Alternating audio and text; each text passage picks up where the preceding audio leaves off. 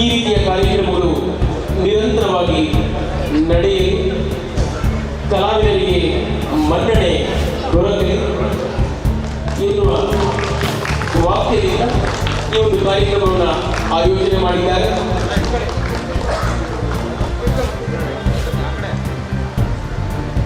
ಆಹ್ವಾನಿತ ಗಣ್ಯರಿಗೆ ಅಭಿನಂದನೆಗಳು ಸರ್.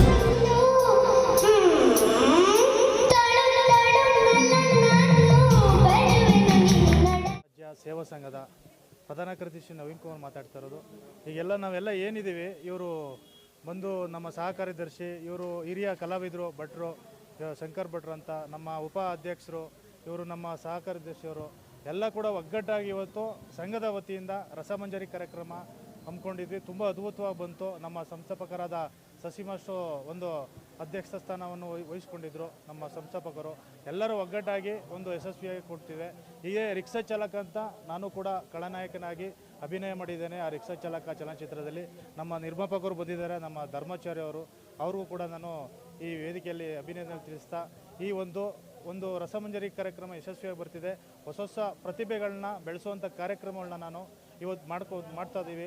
ಇನ್ನು ಕೆಲವರು ಯಾವುದೇ ಒಂದು ಒಂದು ಹೇಳಬೇಕು ಅಂದರೆ ಯಾವತ್ತೂ ಅಷ್ಟೇ ಪ್ರತಿಭೆ ಅನ್ನೋದು ಯಾರೂ ಸೊತ್ತಲ್ಲ. ಅವರ ತಾನಾಗಿ ತಾನೇ ಉಡುವಂಥ ಒಂದು ಪ್ರತಿಭೆಯನ್ನು ಇಂಥ ವೇದಿಕೆಗಳಲ್ಲಿ ಕಾರ್ಯಕ್ರಮಗಳಲ್ಲಿ ಅವಕಾಶಗಳು ಸಿಕ್ಕಿದ್ರೆ ಯಾವತ್ತೂ ಕಳ್ಕೊಬೇಡಿ. ಬಂದು ನಿಮ್ಮ ಅವಕಾಶಗಳನ್ನ, ನಿಮ್ಮ ಪ್ರತಿಭೆಯನ್ನು ತೋರಿಸ್ಬೇಕು ಅಂತ ನಾನು ಕೇಳ್ಕೊತೀನಿ. ಕನ್ನಡದ ಮುತ್ತು ಅಂತ ಹೇಳ್ಬಿಟ್ಟು ಡಾಕ್ಟರ್ ರಾಜ್ಕುಮಾರ್ ಅವರ ಬಗ್ಗೆ 16 ಸಾಂಗು ನಾನು ರಚನೆ ಮಾಡಿದ್ದೆ.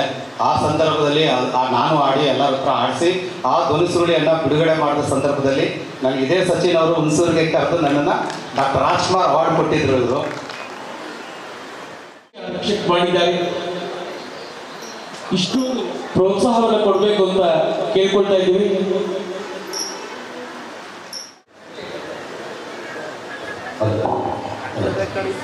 ನಮ್ಮ ಶ್ರೀಯುತ ಶಶಿ ಆರಕ್ಷಕರವರ ಆಲೋಚನೆ ಹೇಗೆ, ಖಂಡಿತವಾಗ್ಲೂ ಇದೊಂದು ದೊಡ್ಡ ಆಲೋಚನೆ.